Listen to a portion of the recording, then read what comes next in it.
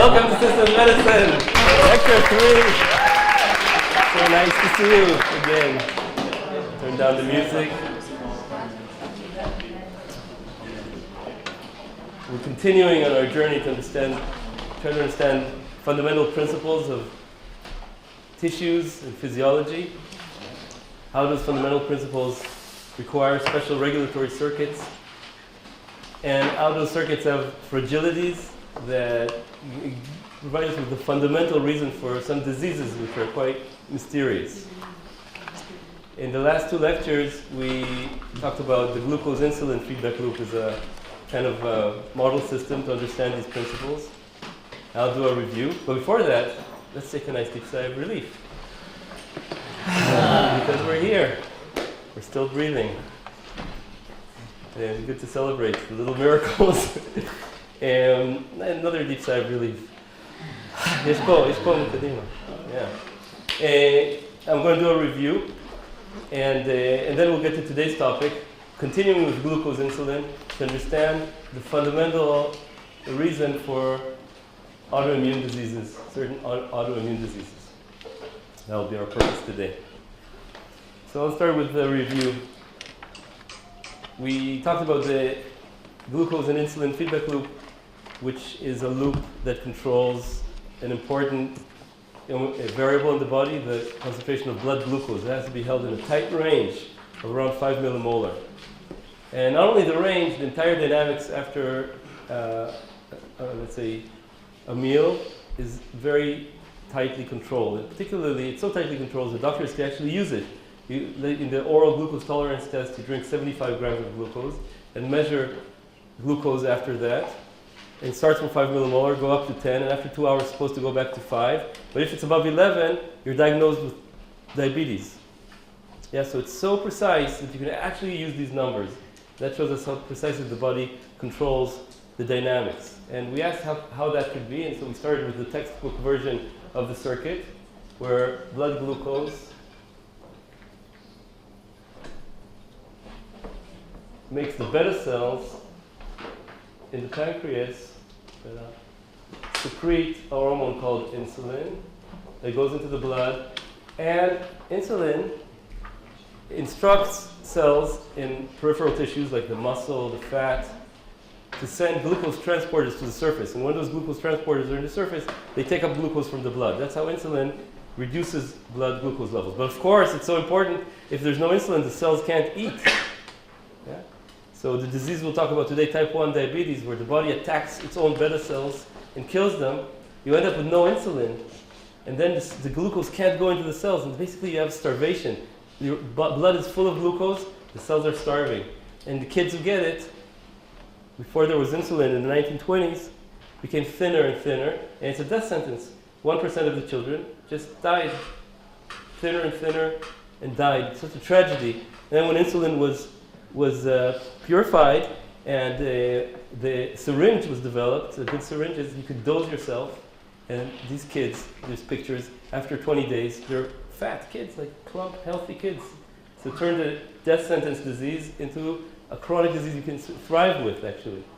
But still, there's a lot of problems. Type 1 diabetes is still connected with heart disease and hard to control. It's a global epidemic also, 1% of the population, 1%.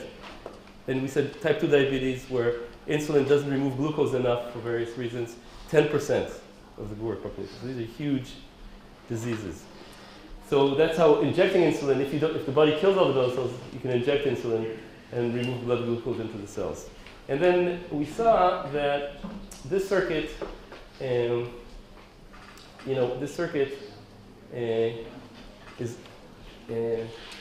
is a good working model to have in the mind of how this circuit works. And in the course of medicine, since like around the 70s, starting in the 50s, but after these hormones were well characterized, etc., mathematical models started to be built by people like Turner and Bergman, and they had important impact by measuring things like insulin resistance parameter and the secretion rate here of beta cells and the control of glucose on beta cell secretion. And we saw that if you give a meal input, this is the input, then glucose starts at 5 millimolar and then goes up to 10, let's say, and down. And insulin goes up when glucose goes up and then down again. And these models are used clinically to infer things like insulin resistance from these kind of measurements. But we also saw that the minimal model, just this picture, isn't good enough, because if you have insulin resistance, that's to say S goes to, let's say, 0.1 S. That's to say each unit of glucose is less effective, of insulin is less effective at removing glucose for various reasons that we discussed, like obesity, pregnancy, infection. And then what happens is that in reality, most people adapt, compensate, and glucose is just fine. But in the model, you get something like this, much higher glucose. And that's because the body does compensate, so we need to add another feedback loop. And the feedback loop that we added, it's all going to be very relevant for this lecture, right? Is that beta cells divide and die, and glucose controls their proliferation rate. Yeah. So we wrote down the equations. Well, I'm just pausing just a second because I know, right? For those of you who take the course for credit or just want to solve the exercises, about an hour ago, we put exercise number 1 on the course website. Those of you that don't have access to the course website, we're still put it on our lab website, so you can Google Uri Alon and get to everything in this course. The videos, you guys watching the videos, exercises, the solutions later, right? The lecture notes. So I think now 1 and 2, lecture note 1 and 2 are online. And these videos are on YouTube. And please enter them in 2 weeks. And we prefer a printed form, but if you can't be here, you can email Avi. And I also want to say no lecture next week because of Passover. Any questions about this part of the exercises?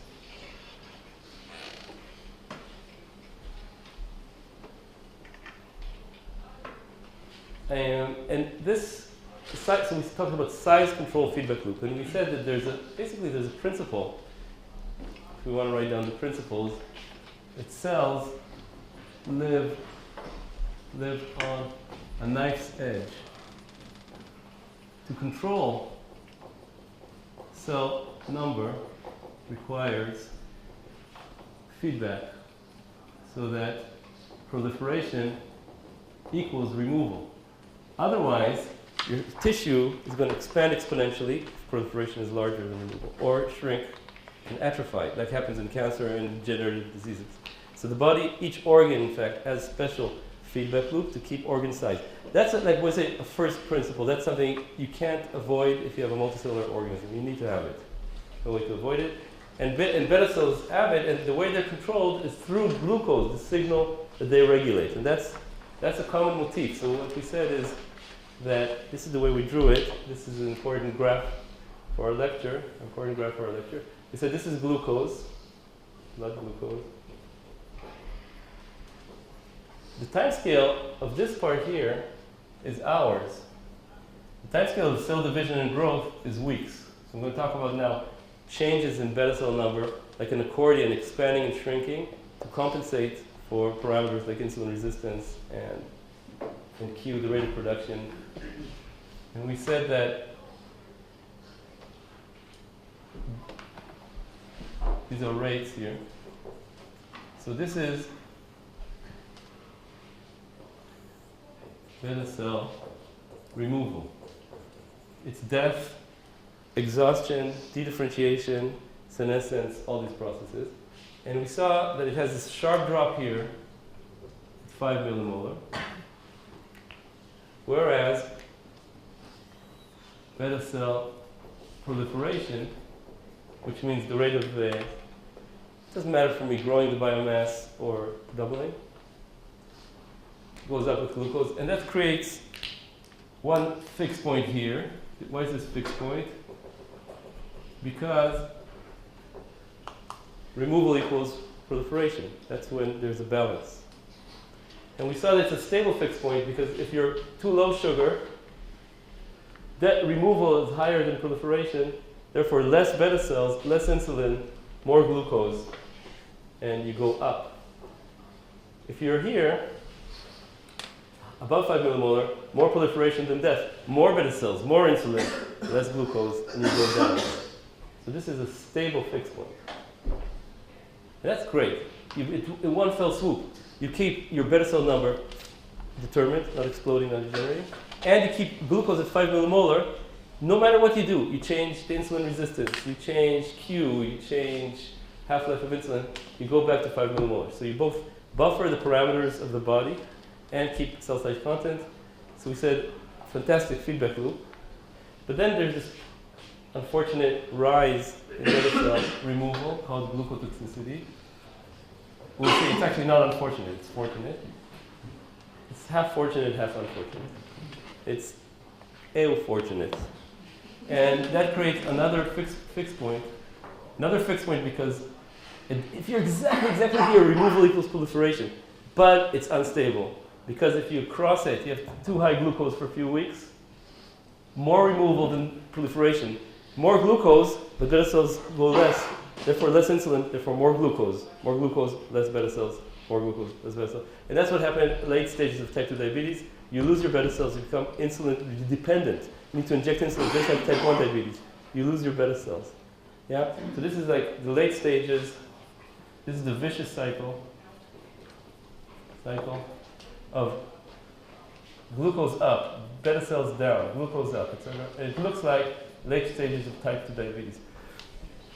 And then we said, so your nutrition, you should keep your glucose in this range. If it goes in this range, you can start collapsing. If you change your lifestyle, you can go back here while you still have beta cells. That's why type 2 diabetes can be addressed using exercise, nutrition. Exercise increases your S parameter, etc. Aging shifts these curves, so these points move closer together. It's a risk for type 2 diabetes. We analyze type 2 diabetes in this sense. And then we asked, I want to pause for a question right now. So I'm going to pause until someone asks a question. Yeah, thank you. Can you repeat what happens after doing exercise? What happens after exercise? And the question is, what happens after exercise? So in the long term, if you're exercising for a month, your body is setting this insulin sensitivity parameter and saying, look, my muscles need more glucose. Therefore, let's increase this S. So each unit of insulin gives me more glucose for the muscles.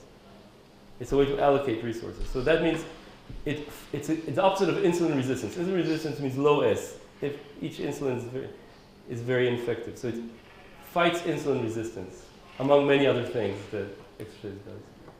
Did I answer your question? Does anybody want to add about the effects of exercise? If somebody knows? Yeah?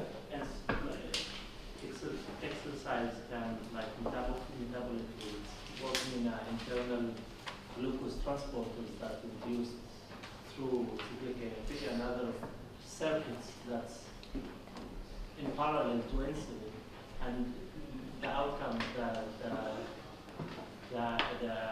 increase the glucose uptake. So what you're saying is there's additional ways to increase glucose uptake, Yeah. which is also good for removing glucose from the blood. Correct. Yeah. And other changes. For instance, the stress hormone cortisol, that chronic stress makes us depressed, is also reduced in exercise. So there's psychological effects, etc. Antidepressants. Actually, when you don't exercise, it's like taking a depressant pill. I want to tell you that. So please consider, take a nice deep sigh of relief. And also when you breathe deeply, it's good for your cortisol. Look, so we talked about this feedback. And then we asked, why glucotoxicity? If we didn't have this glucotoxicity, we wouldn't have the unstable fixed point. And we wouldn't have the vulnerability to this dynamic instability. So we asked, why glucotoxicity? And to answer that, we need to consider another first basic principle of cells. And that is that when cells divide, they get mutations. The mutation rate is about 10 to the minus 9 per letter, DNA letter, per division. So if you have a gram of tissue with 10 to the 9 cells, after this tissue turns over, you get one example of every possible mutation in the DNA. And that means that you will get mutations for cells that think that there's too much glucose. That's called hypersensing cells. And there's ways that happens, including in well-known diseases where if you're born with that mutation, like in glucokinase, your beta cells think that 5 millimolar is actually 25, and they secrete so much insulin to push it back to what they think is 5, that's actually 1. Those babies have too low glucose, which is fatal, and sometimes you have to remove the pancreas in order to save them. That's congenital hyperinsulinemia. That's very rare. It's a genetic disease, so 1 in 100,000 or something. Also, during the development of the pancreas, to make those 10 to the 9 beta cells, the egg, right, divides, there's 10 to the 9 divisions. So even when you're born, you're guaranteed to have some of those mutations. So some babies are born, if this happened early in the tree of divisions, with part of their pancreas hypersecreting insulin. And that usually goes away after a few weeks. That's not understood why, but we'll understand why in this lecture. Why those mutants just don't take over. Because what's the problem? If you have a mutant that thinks it's 25, when I say thinks it's 25, I mean the cell as, for instance, the proteins, they're in charge of bringing glucose into the cell, or secreting, or basically bring glucose into the cell, you do glycolysis, that creates ATP, affects some ion pumps that affect calcium, and calcium affects insulin secretion and growth and glucotoxicity. All the same signaling effects, death, growth, insulin secretion, are all like in reading glucose through the same pathway, you can say.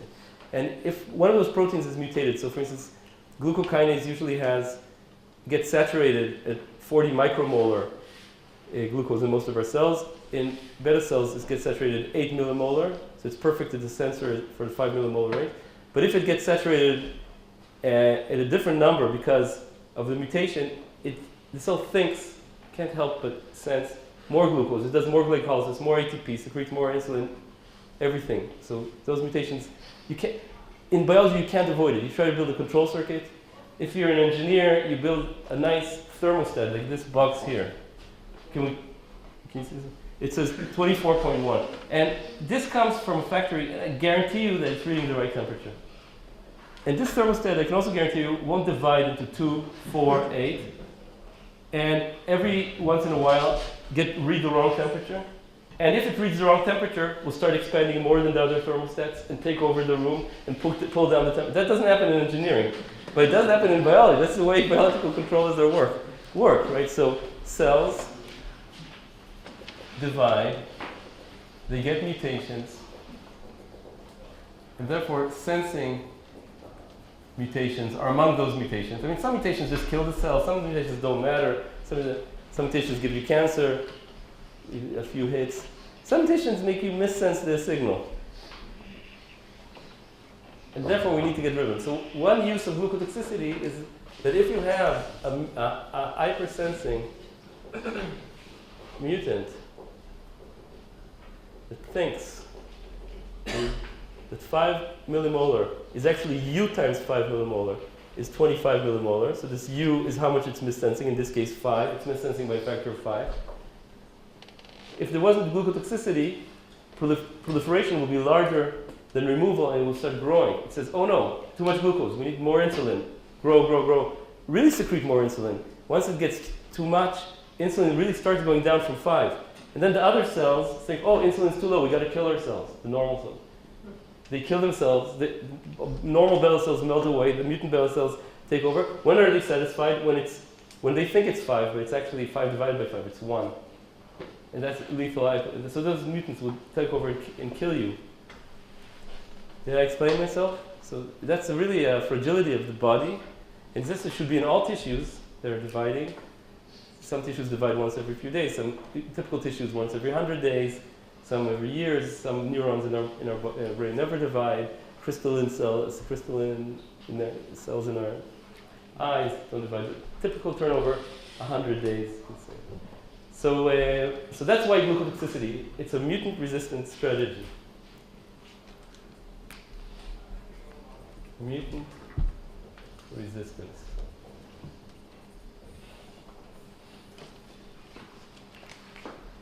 Any questions?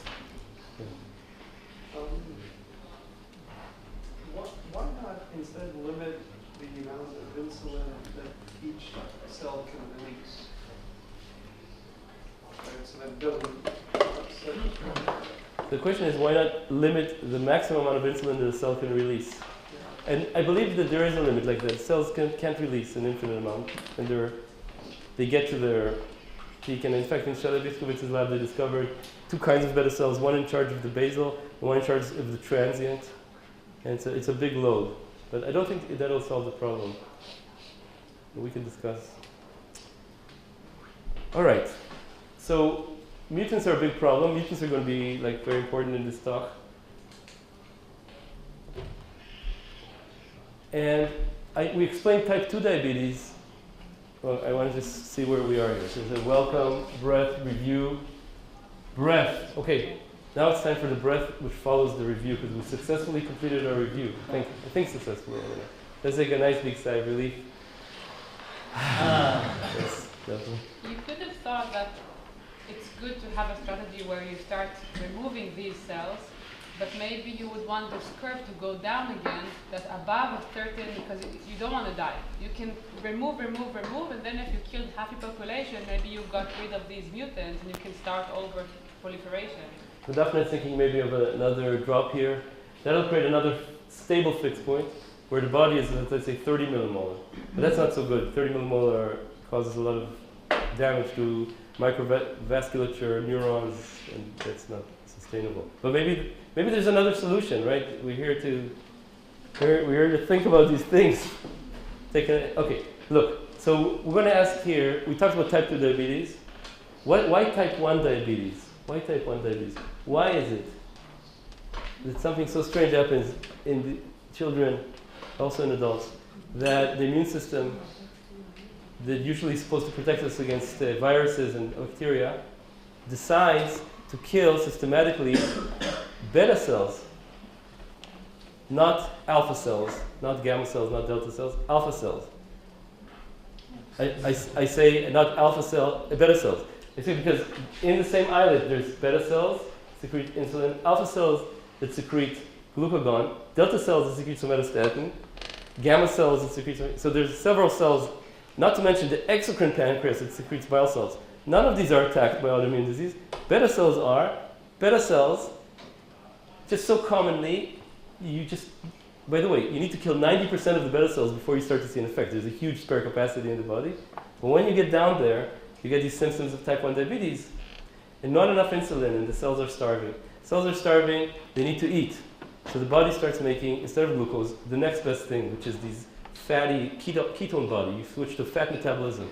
The cells switch to fat metabolism, they secrete acid. Your blood gets acidic, that's called diabetic ketoacidosis, DKA. And that basically kills you. Disrupts your entire body systems, because your pH in the body has to be between 7.45 and 7.35. So a tiny range. This is your working range of pH. Can you believe it? That's the working range. If you get below acidosis, it's lethal. It's an emergency situation. You need to give insulin so the cells can take in glucose and other things. So type 1 diabetes is a lethal disease. Yeah? And it happens in 1% of the population in young people who still haven't had children. So in an evolutionary point of view, it's a disaster. You lose 1% of your population before they reproduce, not to mention the suffering, the economic burden. Now, it's also an heritable disease. So if your sibling has it, you have more chance to get it. And there's specific and very common changes in DNA called polymorphisms that give you risk for that. It's HLA, DR, some particular MHC class 2 genes have to do with communication with the immune system, we'll understand soon. Why didn't natural selection weed out those variants? Why do we need 1%? Why is there 1% type 1 diabetes? This is it's a mystery when you think about it, right? And in our course, we're going to see again and again that it's not a mystery. It's that these diseases are fragility of an essential regulatory circuit that's there because of first principles of you can't avoid if you want to have a multicellular organism. So that will be our idea. And we'll go beyond type 1 diabetes for a whole range of common autoimmune disorders, because I drew here for you.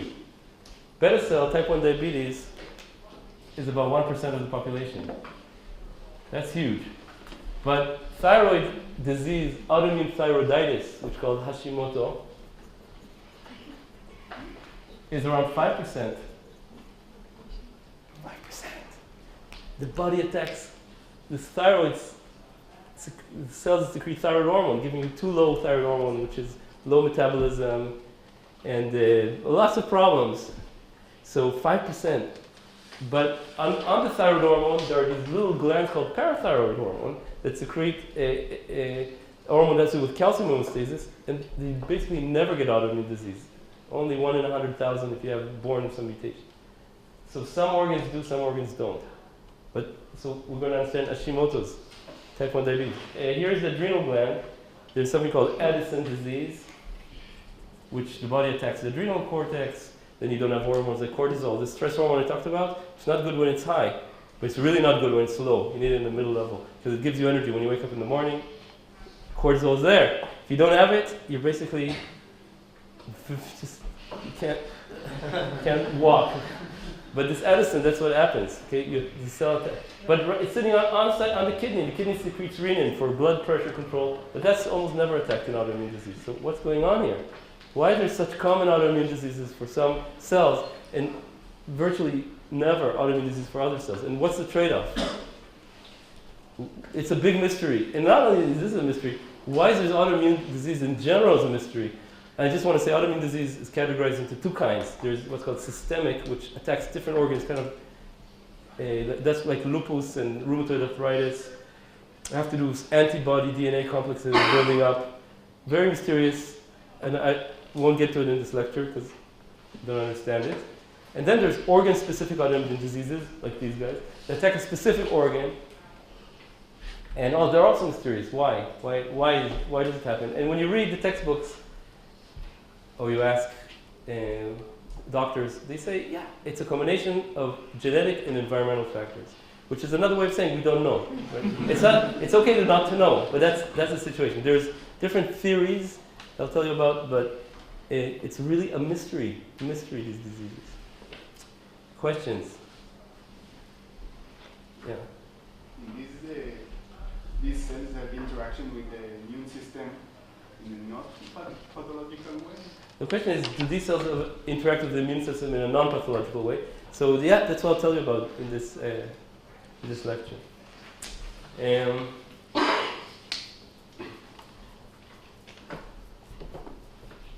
All right, so here's the idea in this lecture, and I just want to say that you are going with me into the unknown, because this the material in this course primarily, some of it is really new. I mean, some of it is published 2016. Some of it is not published yet, like what I'm telling you now. So you're pioneers together with me into this realm of system medicine. And the person who discovered it is sitting here, Yael Korem, over there. So it was right there. Why do T cells kill beta cells? And all right. We could talk type 1 diabetes, autoimmunity, Hashimoto, some don't, right? We're making progress. All right, so it's time to erase. Here's the painter erasing his own painting, just like autoimmune disease. But there's a purpose, right? I want more blackboard, so there's a purpose also to the circuits that give rise to the fragility for autoimmune disease. Okay. In this graph, consider for a second what happens if there's a missensing mutant that's not up here at 25, but it's here between the two fixed points. So suppose there's a beta cell that instead of 5 thinks there's 10. Oh, there's 10. We must divide for more insulin Because you see, at this point, proliferation is higher than removal. So those mild missensing mutants. Mild missensing mutants lie between the stable and the unstable fixed point. They're a problem. The glucotoxicity doesn't help you. They're still a fragility. And you can't avoid it. You can't put glucotoxicity right here, because then you cross it with any meal. So something's got to take care of those mutants, which arise not infrequently, as you see also this congenital hyperinsulinemia. Some of them are like. So how do they incorrectly sense it? It's 10, they see. You're asking how these mutants incorrectly sense glucose? Yeah, well, what is the situation there? It's 10, they're sensing. No, it's 5. Okay. Thank you for this is the real glucose. This is what they think. So it's let's analyze this. It's very important. There's actually 5, but because they have a different, the DNA has a mutation. That means one of the proteins is shaped differently, and it acts as though there's 10, because it's more binds glucose more tightly. Let's say starts more glycolysis. All the pathways of the cell saying it's 10. There's no way the cell can know it's not 10. It's like a mind-body problem. Like, am I dreaming or not? We can't tell. Okay, it thinks it's 10. It divides more than it removes, and so it starts dividing, secreting more insulin because there's 10. It's like insulin secretion goes as glucose squared or so. So it's secreting a lot more insulin, and then as it takes over, if it takes over, it's going to push things down to what it thinks is 5, but it's actually 2.5, which is also lethal. So it's a problem. And also the other cells will die. So yeah, actually it's so important. Maybe I ask you guys to, about everything I talked about so far, to turn to the person next to you and listen to their question. Spend a few minutes doing that, or meet someone new, maybe behind you. Please enjoy. Who is it next to me? Or 3 could be.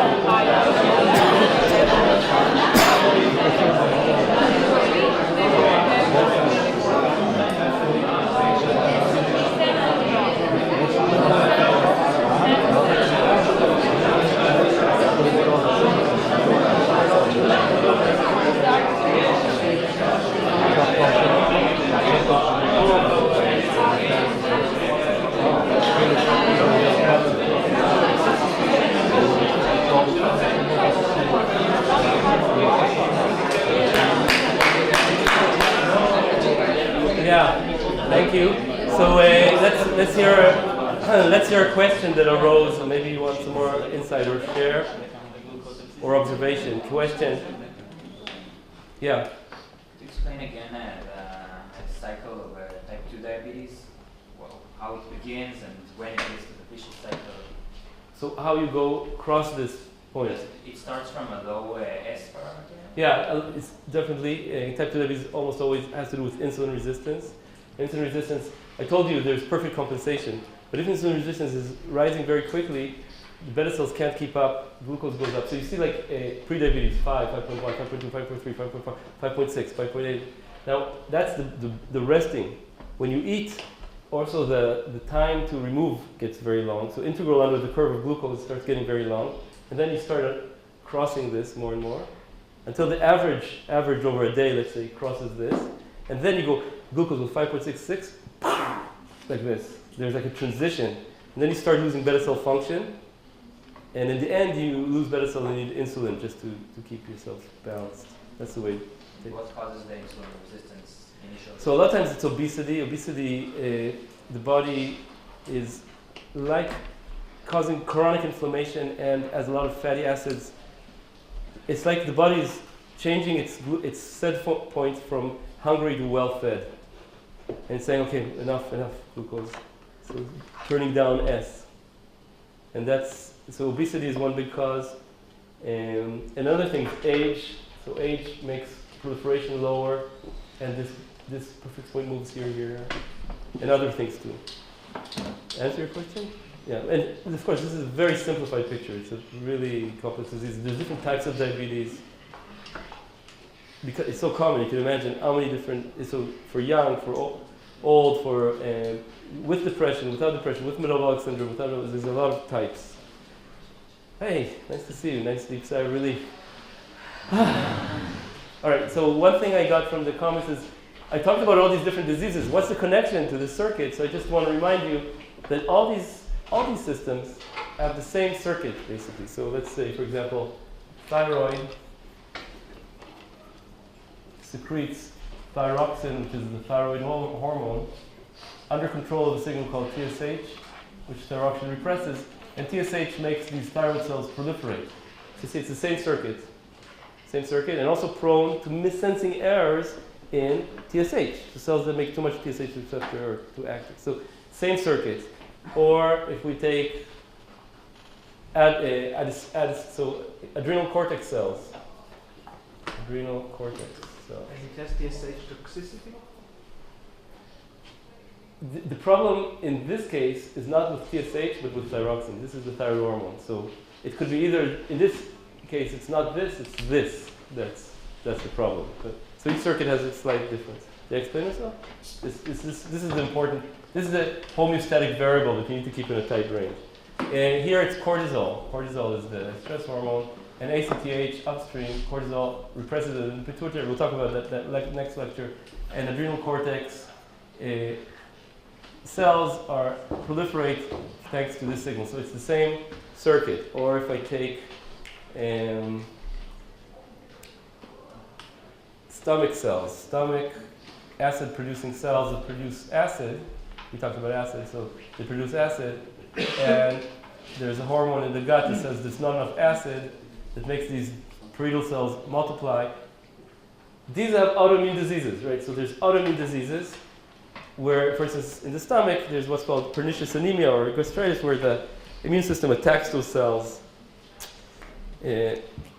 So that's going to be the connection between the two tissues. What's the connection? So when you study physiology, each tissue is a different story, right? It's histology. But when we study systems medicine, we focus on the abstract similarity. What's abstract similarity? A regulatory circuit motif that is shared. And there you can understand things, certain things on that level. That's like helpful, yeah. You describe these diseases and type 1 diabetes as an autoimmune disease, but you displayed a graph that showed that there is a mutation in a beta cell, and a mutation in a beta cell is not an autoimmune disease. So how does it relate?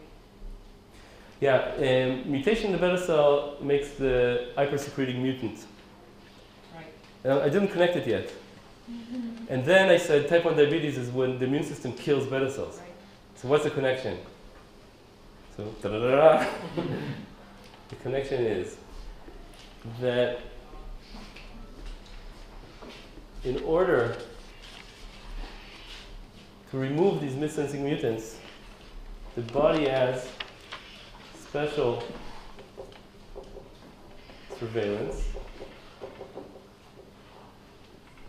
immune surveillance, that can specifically kill those hypersensing mutants. That's what I want to talk about. But we need some information about the immune system before we get there. It doesn't kill them based on their mutation. kills them based on the fact that they're hyper-secreting. So let's talk about the immune system. Where should we write? I think I can erase this part.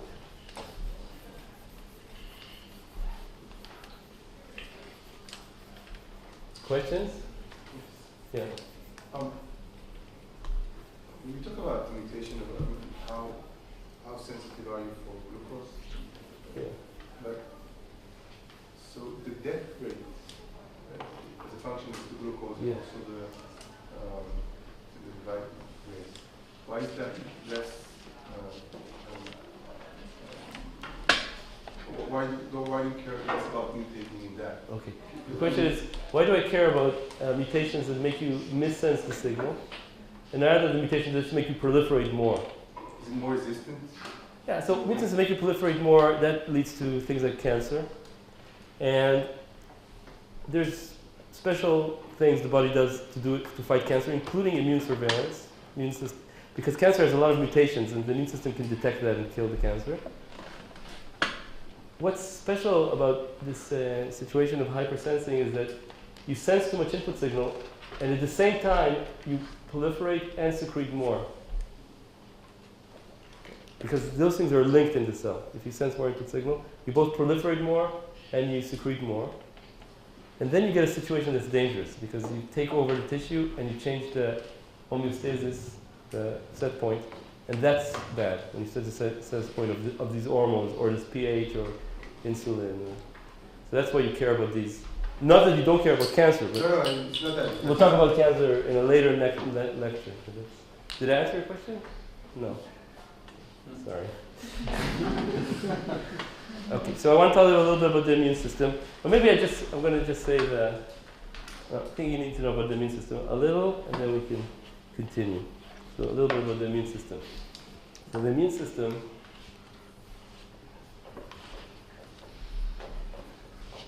we think is built to fight viruses, bacteria, etc. So these are called pathogens. And the way it works is like this. There's a virus. This is the virus. It has its DNA inside. And it can go into a human cell and move its DNA into the human DNA, or something similar to that, and make viral proteins that assemble into a new virus. And then when the cell makes a few thousand viruses like that, it bursts the cell, goes out, and you get a lot of viruses, and it goes on to infect new cells. In a nutshell, that's a virus. So in order to fight the virus, there's different ways the immune system does it. What's wrong with the virus expanding? Because it kills the cells, so if it exponentially kills your cells, and you can die from it. So that's the problem. But some viruses we tolerate actually with us, like what's it called? Herpes, and also H. Huh? Yeah. Well, we're constantly attacked by viruses, and the immune system, 99% just gets rid of the problem. And the way it does it, among other things, is the following. Cells, this is the cell, right? Take the proteins that it makes, including, if it's attacked by virus, the viral proteins, but also its regular proteins, and presents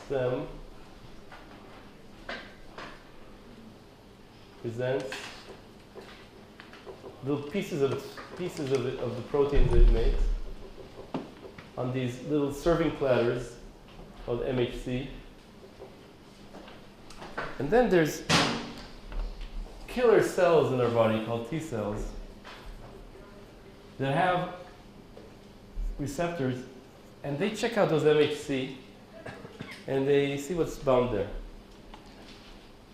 So these Tcells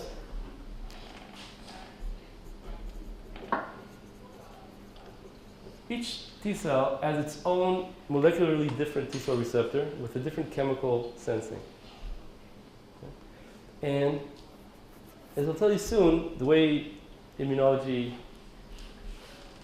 works is that if the T cell receptor, the T cell receptors that sense a foreign protein, if they sense it,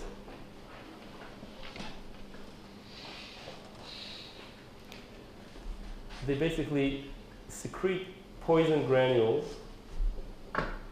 and kill the cell. That's a way to fight the virus. If you detect that the cell is making a protein that the body doesn't make, it's probably bad. It could be a cancer cell that's making a mutated protein. It could be a virus. So the T cell kills it. That's a way to eliminate cells that are not right. So, and that's okay. Now this, of course, raises a problem. How do the T cells avoid the huge occurrence of cells just presenting regular proteins, normal, healthy proteins? What's called self. So, how do T cells avoid recognizing self proteins? So that's a problem that's already like 100 years ago when all the cells were discovered. Was called the horror autotoxicus. What if the immune cell attacks our own body? And of course, that's what happens in autoimmune disease. The question is, why doesn't it happen much more? And the problem is, how does the immune cell not attack? So if what I said is the cells, what the cells do is they chop up all the proteins that they make. They chop a little bit of them and present them. So T cells, if they recognize, the T cell receptor of that T cell recognizes that, it kills that cell. This is simplified, much more complex than that. But most of the time, cells are presenting pieces of healthy protein, just regular protein. So why aren't there T cells that recognize that? How can we have only T cells that are for foreign and not for self proteins? Because maybe I should say these T cell receptors are made in a kind of a random process where pieces of DNA are rearranged and you get billions of different random TCR receptors with a wide range of chemical affinities. Do you explain? What I don't understand is that you said that if the T cell recognizes a foreign protein, it'll kill it. Yeah. I don't understand. You're saying, so I'm not sure what you mean by self-proteins. Let's pair and share at this point. Okay? So maybe other people have this. So how many people here know immunology? Just raise your hand. Look at this. People who don't know, look at that. Choose someone like that and talk to them about the immune system. Go. Okay. Do you two know immunology? He knows immunology. You can ask him.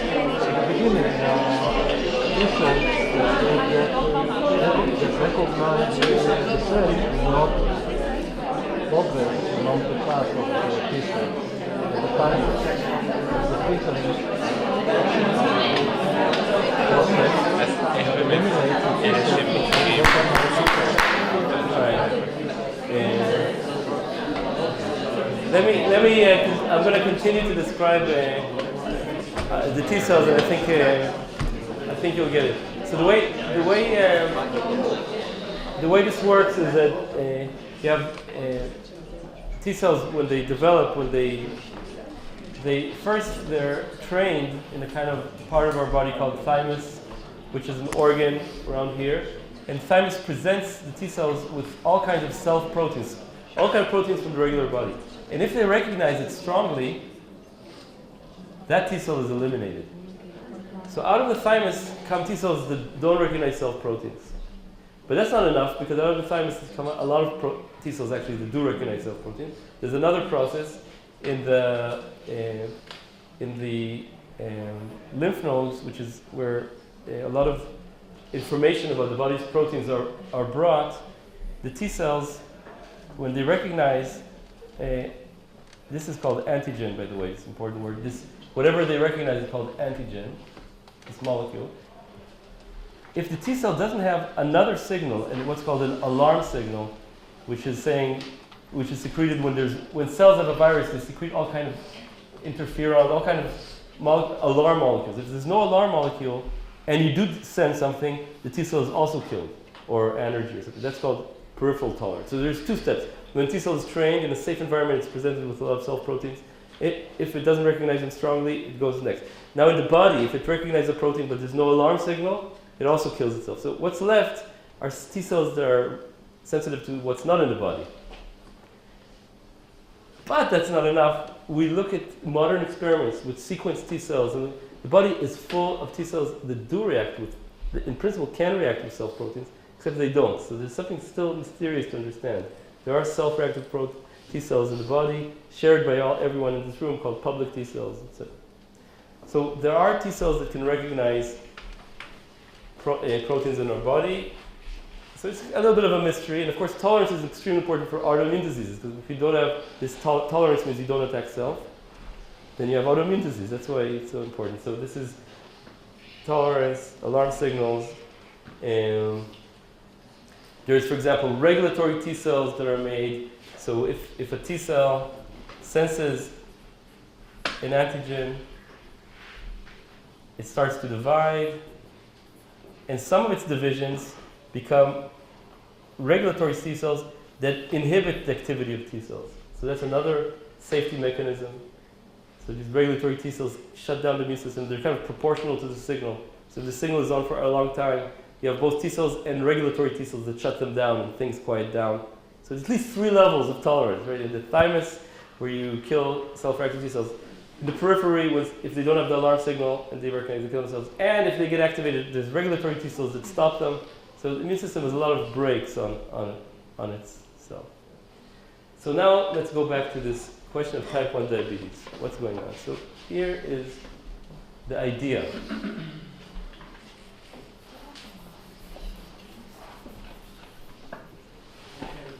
Yeah. If you have the alarm signal, why do you need other mechanisms? I mean, if a cell can just say I have a virus, I need someone to kill me, and that's it. Why do you need something to weaponize the virus? Oh, if you just secrete an alarm signal like I'm attacked by a virus, you want someone to kill you. That's all. Yeah. Yeah. Some viruses are smart and play with this interferon, and cancer cells don't do that, and still want to kill cancer cells. And you can think that pathogens are clever, and there's an arms race. And some redundancy for... Yeah, there's tons of redundancy. The immune system is a whole world, and there's a field called system immunology that's just emerging to try to understand, because it's like the immune system has about the same number of cells as the brain. It's just a liquid brain that needs to do a lot of information processing and not make mistakes, and understanding, and cells communicate chemically. So we're just touching it here like in a very simplified way, and we're going to see the following idea. It's a stochastic process, they just float around the blood. Yeah, they go around and they're attracted to places where there's inflammation. They scan cells, and the immune system can do interesting things. It's like, for example, killing is nonlinear in antigen concentration. You can see, so if a cell has one antigen, or presents a lot of this antigen, this is percent killing by T cell. So T cell comes, checks it out, it goes like this. So if a cell presents 1 copy, it's not going to be killed. But if it presents 3 copies on the same cell, so there's also this nonlinear killing, and it's always antigen divided by the average antigen seen in the body because of these T regulatory cells that set the average level. So you have to exceed the average. So it's a ratiometric differential killing. Very clever. So What does it have to do with type 1 diabetes? Here's the idea, is that to kill these mild, or not mild, these hyper secreting mutants. So you could try to find dividing cells, but that's very difficult because dividing cells make the proteins that all cells make that divide. It's hard to tell. But the secreting part, right?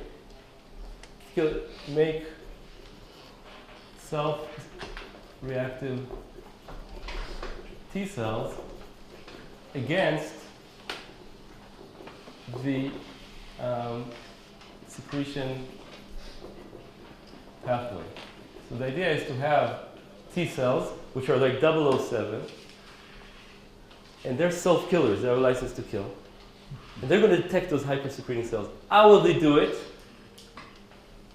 Okay, let's say you want to take cells that hyper-secrete insulin. They're the ones that are also hyper-proliferating, so we're using secretion as a proxy for proliferation. How will they do it? They can attack insulin, but that's not so good. It's all over the body. To attack something on the pathway that makes insulin inside the cell. So let's call this autoimmune surveillance of hyper-secreting mutants. Autoimmune surveillance of hyper-secreting mutants. Now that it has a name, it exists, right? So it has the following prediction, that the thing the T cell will recognize is a molecule in the secretion pathway, in the thing that the cell makes. Okay, so let's check it out.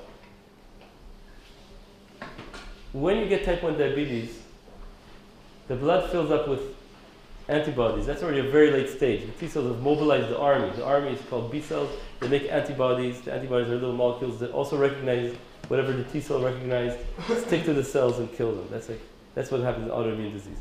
It's 007, not controlling things and calling in the army. What are those autoantigens? These are very famous because that's what doctors use to see what you have in type 1 diabetes. Basically what's attacked are things like pre-pro-insulin and a lot of molecules in the pathway that makes, so pre-pro-insulin is a molecule that's cut up to make insulin. In other words, what the T cells are looking for are the building block in the cell that's about to be cut into insulin. That's presented on the cell surface. And if a cell has more of it than its neighbors, because of this property, if a cell has more antigen than its neighbor, it kills it. So every day, let's say, it kills the cell with the most pre-pro-insulin. Now let's look at Hashimoto's thyroiditis. This thyroxine hormone is made from a precursor called thyroglobulin. It's like a big protein full of tyrosines. It's cleaved into two tyrosines with some iodines on it. And when you have Hashimoto's thyroiditis, what's attacked is this protein. It's the protein right before thyroxine, or the enzyme that TPO, the enzyme that iodinizes it. And in this case, it's 21-hydroxylase, which is the enzyme that makes cortisol. Or in this case, it's the acid pump. It's the pump that secretes acid. In every case, what you see is that the immune cells are looking for the secreted molecule. So you have this covert agent, self-reactive, that's looking at all the cells, looking which cell has more than its neighbors, and the probability to kill rises very steeply with that. It kills the one that's making the most. Right? How can it sell something intracellular? How can it sell something intracellular? So the idea is that all cells, normally, whatever protein they make, they cut a piece of it and present it on this MHC constants on the surface. So that's what this MHC. By the way, the mutations that give you type 1 diabetes, I told you, are MHC mutations. So it's basically mutations somehow affect this process of presenting cells, are linked with type 1 diabetes and all these autoimmune diseases in a way that's mysterious. But it has to do with this communication with 007. Yeah? Is there a byproduct of killing when I eat? Because their sugar rate is going up, and then there is more insulin, and then everyone is secreting. Good. So the question is there collateral damage to this 007? So we're going to calculate it in a second. If you kill too much, then you don't have insulin and sugar will go up. In fact, this hyperactive ACHM is just autoimmunity. So how does autoimmunity happen? It's not clear, but one possibility is that you have a mutant supposed to be killed, but for some reason the system isn't working so well. The mutant starts growing exponentially, and that sets off an alarm. It's like a virus. And then the immune system switches from just T-cell killing to antibodies, B cells, calls in the army. It's like the 007 can't control the revolution, so it calls in the army kills everyone. Right, so the fragility here is if you want to avoid these mutants, these mildly sensing mutants, you need to kill them somehow. And this killing, as you killing beta cells, adds the fragility to kill all the beta cells, type 1 diabetes. So it could be a viral attack together with this problem with this communication. That's what's called genetic and environmental factors that tips it off into autoimmune disease. That's a theory waiting to be tested. And I just want to, because we are here in systems medicine, I want to use math, just to ask, is it really possible that James Bond killing one cell a day can really stabilize against any kind of missensing mutant? So in our mind, we would say yes, no. And what effect exactly does it have on glucose and things like that? So that's not clear. We need to, and indeed, as I'll show you, it doesn't. You need to. There's some conditions where it works and some conditions when it doesn't work. So I'm gonna solve it for you. And first, let's take a nice deep breath. Second, before we get to the equation, it's always good to take a little break.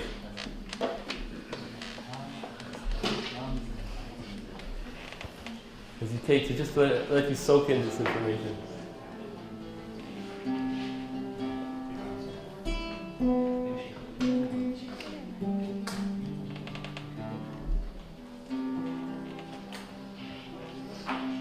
I am just a T-cell and my story's seldom told. Educated in the thymus, I learned how to protect my country. Laying low, seeking out those lymph nodes where the other T-cells go, seeking places only they will know.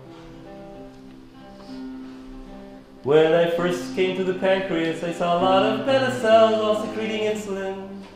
But then I saw a hypersensing mutant making too much pre-proinsulin. I detected with my T-cell receptor, drew out my sword, did what a T-cell has to do.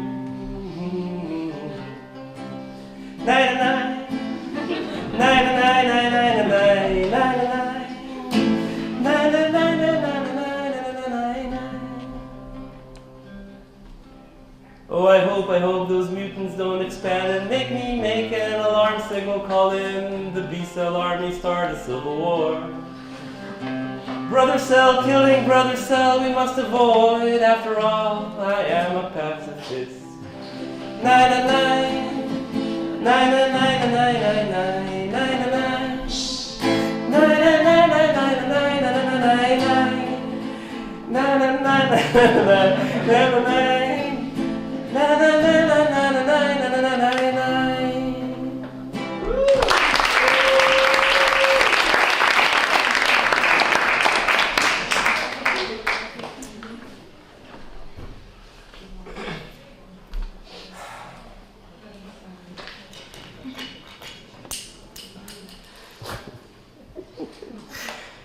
All right.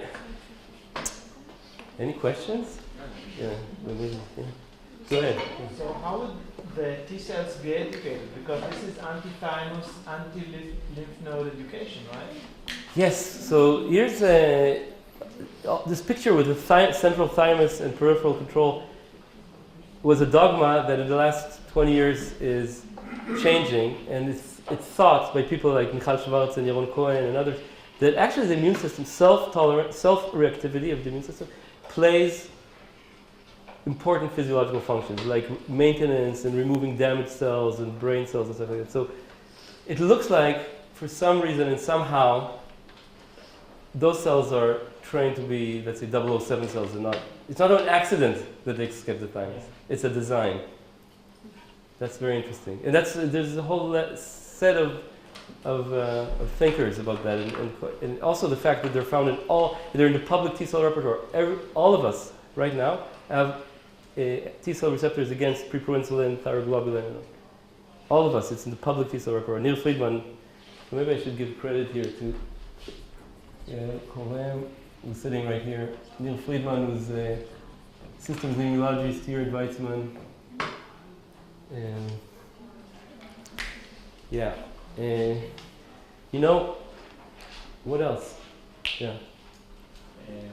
So it's theory how like 1% of the population have mutations like this that are supposed to be lethal, yet they survive like evolutionary pressure and stuff like that. So the question is, why is it that 1% of the population, let's more or less, has mutations in the in this MHC serping clade that makes you prone? Well, so it's not clear, but I would guess that those MHC class 2 mutations that help make you prone to autoimmunity give you an advantage against some pathogens. So it's a lot of times a trade-off like that. So, well, again, it's not clear, at least to me. Does the innate immune system play a role in killing the innate immune system, like NK cells, macrophages, it doesn't specifically tell the difference between one cell and another, would have a problem here because you need to not only kill the things that are secreting this molecule, but also quantitatively, the ones that are making more. So I think that's why adaptive immune system is important here. Did I answer your question? That's a quantitative thing. You know, can ASHM work against any mutant? So, you know, remember our equation.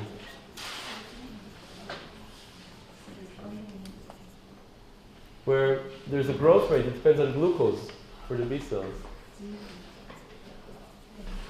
And this growth rate crosses 0 here at G0, and it's negative if glucose is too low, positive if glucose is too high. So for this calculation, I'm just going to look close here to 5 millimolar and approximate this as just the slope times G minus G0. Great, so glucose goes to 5 millimolar, everything's fine. But now, I'm going to add these 007 cells, and they're going to start killing, so I'm going to start removing cells. Which cells? The ones that are making more, secreting more glucose. Yeah? So we have, I'm going to put in more insulin. So secretion, if you remember, we modeled it as Q times F of G, which is secretion rate per cell times some increasing function. We're going to use G squared because there's experimental indications like that. So what we're going to do is going to add killing at some rate A, and then we're going to take this secretion, how much you're secreting, and divide it by the average, how much other cells are secreting, and raise it to the power n, which is the cooperativity, because, as I said, T cells like to kill the cells that make more antigens. So this is going to cooperativity, and this is the rate. This is how many 007s there are, or how much fast they're killing. And cooperativity is how specific they are, and telling how much, checking you out and say how much preproinsulin you're making. Did I explain myself here? This is the average. Now, in a wild type situation, there's no mutants. All the glucose is 5 millimolars. The average is the same as in every cell. And what we get is that the growth rate now is going to be our new growth rate now with is just going to be our mu f 0 g minus g0 and our little a, because no mutants, you can't tell, this is just going to kill a random cell because all cells are the same, there's no mutants. And that makes, and we want this to be 0 because that's when growth equals death. That's the steady state. And that's going to show us that glucose is G0 plus A over mu 0 G0. So what this means is that the effect of killing is to increases glucose. So because we're killing some beta cells, there's less insulin, and therefore it's going to be more glucose. And that's the cost of the system. So even you're killing, let's say, 1 cell per day, maybe it's not too much. You have a little increase in your glucose, not too bad. You can live with it. But what if now I'm going to introduce a mutant to see if the system can kill the mutant. Introduce one, so we have all our, I'm going to introduce a mutant cell. So it thinks that there's U times G glucose. So U is its distortion. Instead of U equals 1, like wild type cells, it's thinking that there's twice as much glucose. U equals 2. So what happens with this cell? Its growth rate of U is going to be now it's growing, it's thinking there's U times glucose. So I could put it U times, it's like its growth rate is here.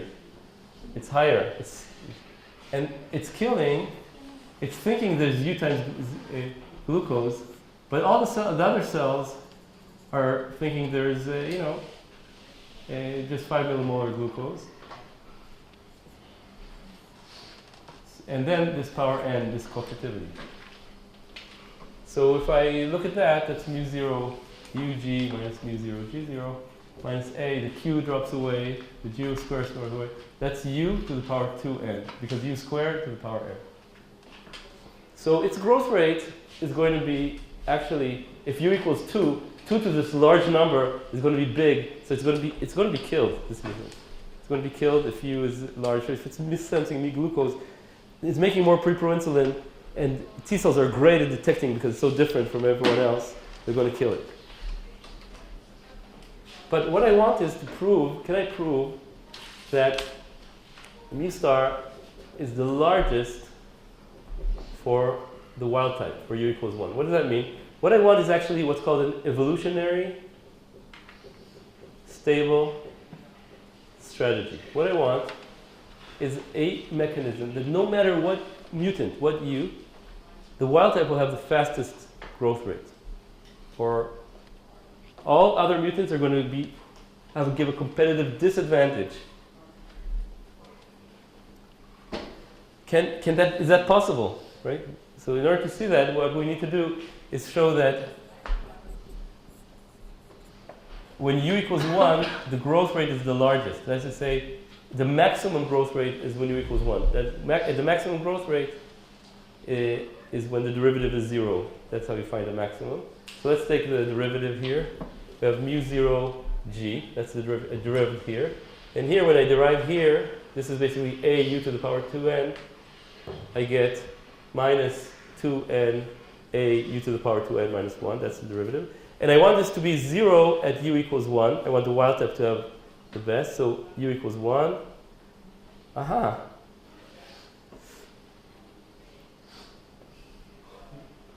I made a mistake. It's fine. No, I didn't. Did I? But u is always above 1, right? Oh, it can also be below 1. We can have hyposensing mutants. But those usually don't matter because if you're hyposensing, you kill yourself, basically. So it's the hypersensing mutants that are. You asked that question. The hyposensing mutants kill themselves. You asked that question last time. And so the answer is that I put G0 because practically everything is wild type. So the answer is that there has to be a relation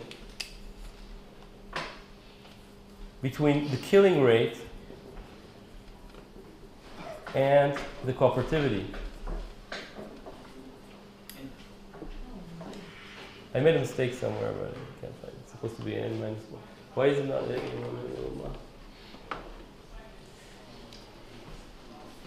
And the nice thing about it is because cooperativity is high, we know from experiments that this, as I drew before, this is antigen presented divided by the average antigen in the population. And this is percent killing.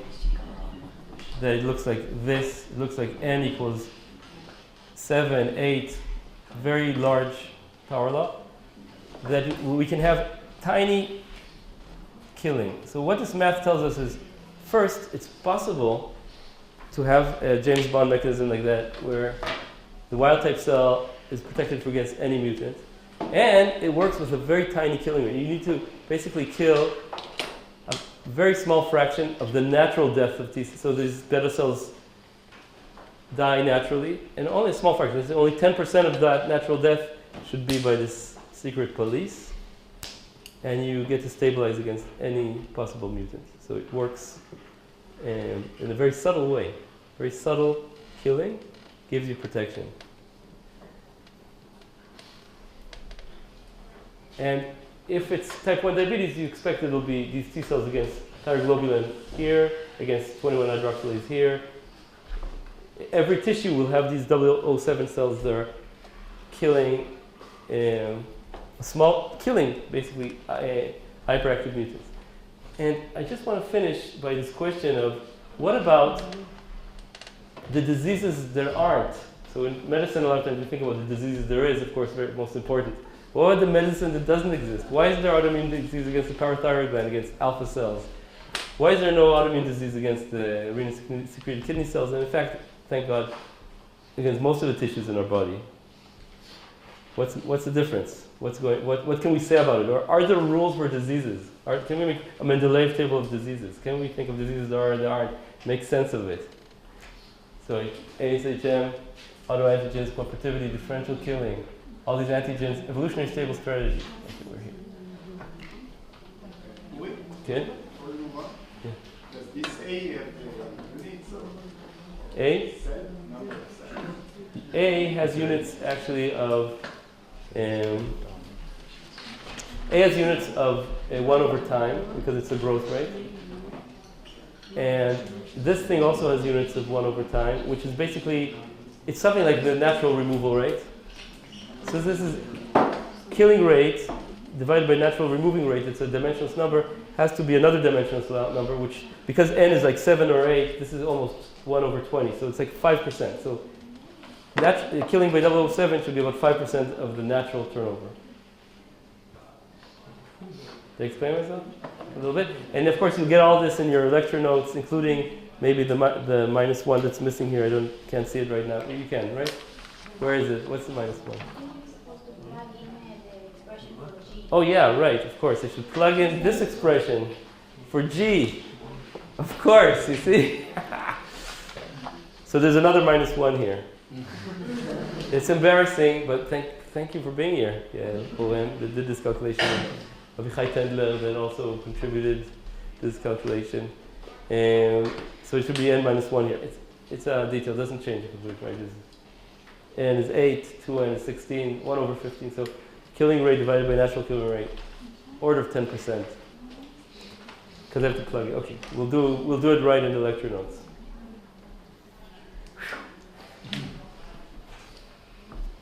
Now for the last idea in this lecture, what about the diseases that aren't, and what's going on there? So,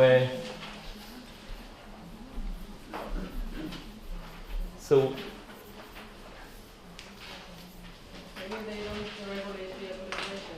Huh? They don't regulate via proliferation. Maybe they don't regulate via proliferation. Superb. So, but that's a good hypothesis. But when you look at those circuits, they also have this. So if you look at parathyroid gland, it secretes parathyroid hormone that increases the level of calcium. Calcium suppresses proliferation and PTH secretion. It's basically it's the same kind of circuit with a minus, but it's also sensitive. So if they sense too little calcium, they're going to proliferate, make more pH, parathyroid hormone, and then give you more calcium. And so, okay. So the idea is like this: if there's no autoimmune disease, there's going to be clone expansion disease. So that's a prediction, right? If there's no autoimmune disease, there's no ASHM or very weak, they're going to be clone. And when you look at it like that, it's revealed that indeed that's what happens to those other endocrine. So if you don't have autoimmune disease, you have another problem. So for example, if you ask a doctor about the parathyroid hormone, immediately they'll say, you can ask your parents, hyperparathyroidism, this long word, is a disease, it's very common. It's 1 out of 50 women after menopause. By the way, I don't understand why, but a lot of these autoimmune diseases more for women than for men. It's not clear. So, hyperparathyroidism, primary, which means in the parathyroid gland. And what happens is that one of these 4 parathyroids gets a neoplasm. Neoplasm means a growth of a hypersecreting mutant. So with age, you get to a huge prevalence of we're talking around 1%. Again, this range, a little bit less. Diseases where you have too much parathyroid hormone. And that plays out to have too much calcium. So too low calcium is very bad. Too high calcium, it's not deadly. It causes some confusion, problem with bone. You need to treat it. You don't die from it, you die with it. But that's the disease, okay? And these renin secreted cells, they are prone to tumors. These renin secreted tumors give you hypertension. And alpha cells, there's a prediction for a disease, and there's evidence for that, for hyperglucagon secreting growth, which will give you basically too much glucose. It's kind of like associated with type 2 diabetes. And even more generally, you can think that here it's just an idea or hypothesis that there is basically a trade-off. I'm going to draw these scales. So if hypersecretion, that's to say, for example, making too much insulin is very bad because that pushes glucose down. That's lethal. Is more grave than the cost of hyposecretion. Hyposecretion means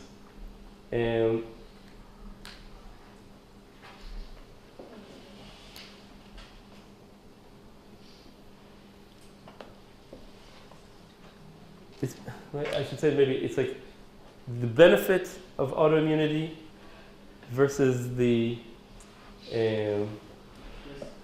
risk of autoimmunity. Risk of autoimmunity, you kill the tissue and you don't have any secretion anymore. So those are like the two, balance those two things. And if the hypersecretion is more weighty, you do this ASHM, and then you run the risk for autoimmunity. And if it's the opposite,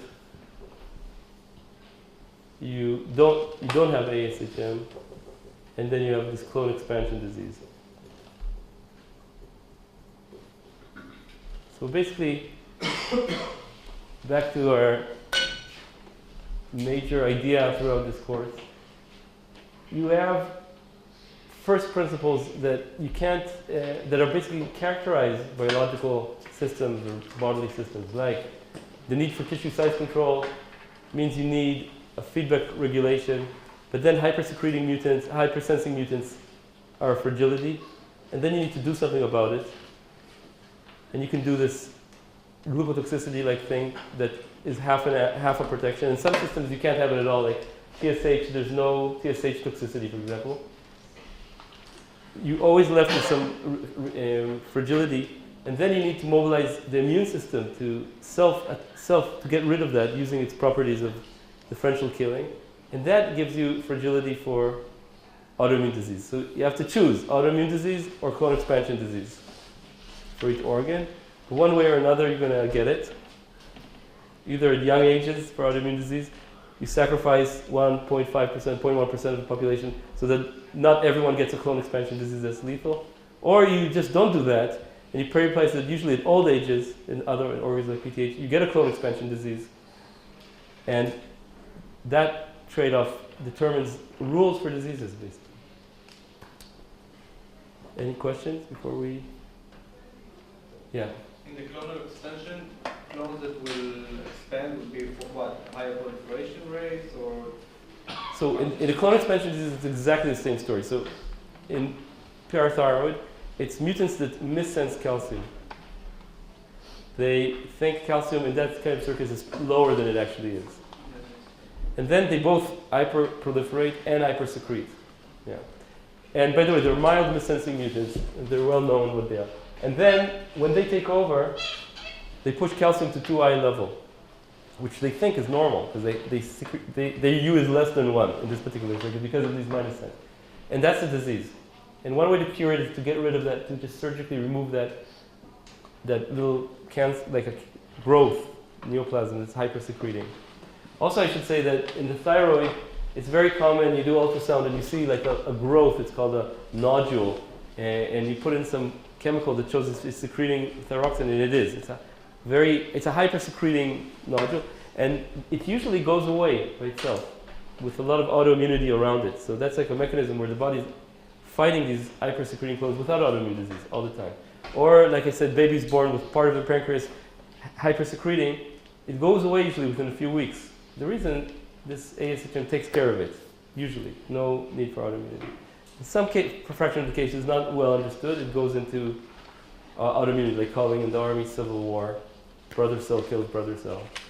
We must avoid. So is there a negative correlation really between lupus appearance and cancer? Okay, so you asked about lupus. Lupus and cancer. Lupus is not an organ-specific disease, and it might be a different story. But I think I don't have evidence that there'll be also certain kind of cancers of these secretory cells they appear in some cells and not others that will be related to this. But that's something. But do we see it actually any correlation between any of these couple of diseases that autoimmune diseases in the clone expansion disease? The correlation you see is that the tissues that get autoimmune diseases aren't the tissues that get clone expansion. Inside a given, I don't know about that. Yeah. Patients that they get their immunosuppressed. Yeah. You see this balance? Thanks. Okay. Patients that get immune suppression. And now it's a very important topic because of the revolution in cancer therapy, where there are drugs that help the immune system kill cancer cells by removing checkpoints. The cancer somehow tells the immune system, I'm making foreign proteins, but don't kill me, by pressing buttons on it, like PD-1. And there's drugs that inhibit that, and now for some cancers, some fraction of cancers, that really helps. But when you do that, the big side effect is autoimmune diseases. These diseases crop up. So when you suppress the immune system to fight cancer, you get autoimmunity. When you unleash the immune system to fight cancer, you get autoimmunity. So it's another link. But when you suppress... And when you suppress, a lot of times when you suppress, often you suppress the immune system when you have a strong autoimmune disease. But you ask if there's more clone expansion. I don't know. That's a good question. Like you said that for these beta cells, like it doesn't exist, this clone expansion diseases. The beta cells, there are clone expansions, like when you're born with part of your pancreas hypersecreting, but it's transient. The thing is, it's transient. Yeah. And also, beta cells very rarely have cancer. It's like very rare, neuroendocrine cancer, very rare. But the cells around them, all these exocrine cells, they get more cancer, like pancreatic cancer, very big killer, around 1% of the cancers, 2% of the cancers. So maybe there's a link on the systems level. Okay, I'm conscious of time, so let's take a nice deep sigh of relief. And see you after Pesach. And enjoy the holiday.